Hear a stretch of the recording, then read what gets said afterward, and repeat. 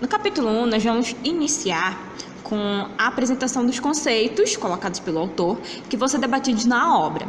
Dentre eles, tem uma etapa primordial e emergencial, que são definidos os termos de situação, problema e situação-problema. Ele coloca a situação como sendo o contexto, o problema sendo um obstáculo e a situação-problema como um conjunto contextualizado de informações em forma de tarefa para o grupo de alunos. Na continuação do capítulo é colocado o mediador, que no caso é o professor que vai propor uma situação, e o sujeito, que pode ser um aluno, o grupo que vão resolver potenciais da situação. E aí vai ser passada uma informação, ou seja, a tarefa a ser realizada, e ela vai envolver os objetivos pedagógicos, a decisão de realizar a tarefa e a realização da tarefa propriamente dita. O que o professor ele deve ter em mente é que sua situação-alvo imposta aos alunos, elas podem integrar o conhecimento ou avaliá-lo. A própria manipulação de um recurso pode significar domínio de competências adquiridas. Nesse sentido, não foge da aprendizagem tendo em vista o modelo de aprendizagem como está colocado na figura, que pontuam desde o conhecimento para elementos didatizados de maneira tradicional até uma atividade de cunho integrador.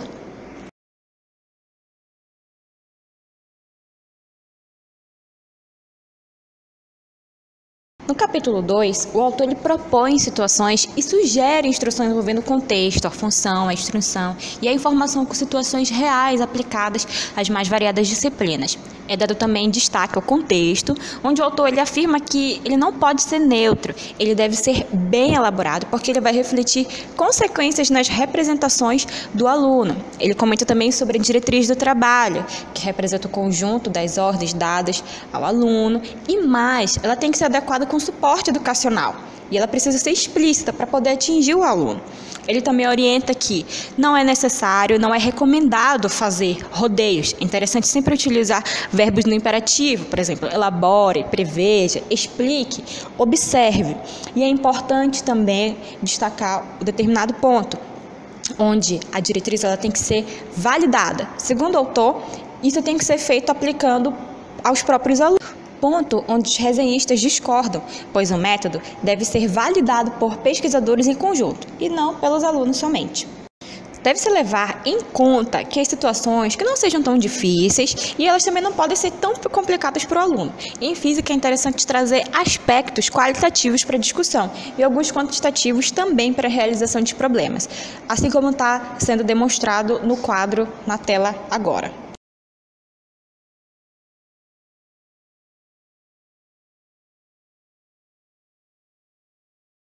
No capítulo 3, nós temos exemplos de situações de ensino.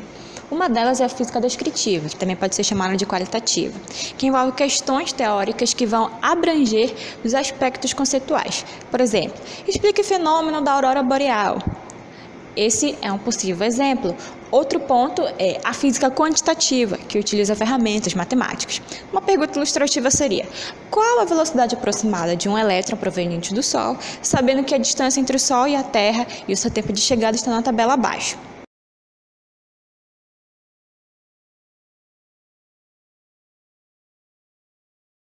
No capítulo 4, o autor menciona as variáveis que podem se caracterizar de 3 perguntas. Como o perito vê a situação em relação ao enunciado?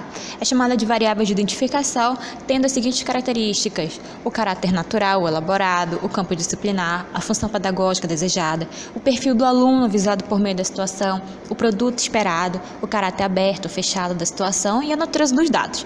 Como o perito vê a situação quando ele a resolve? É chamada de variável de conteúdo. As principais características são os objetos visados, os conhecimentos, as habilidades e o saber aplicados, os procedimentos utilizados, a independência das questões ou as etapas da resolução. De que maneira o aluno percebe a situação, independentemente do que manifesta o perito? É chamada de variável de revestimento.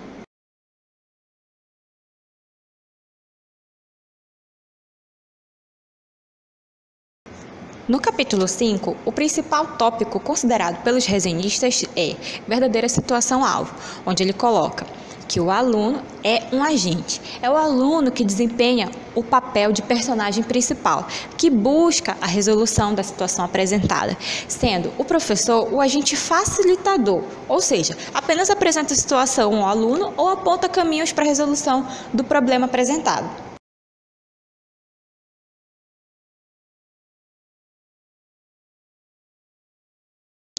O objetivo do capítulo 6 é propor pistas para preparar uma situação-alvo, seja elaborar um novo suporte para uma situação-alvo, seja melhorar um suporte já existente.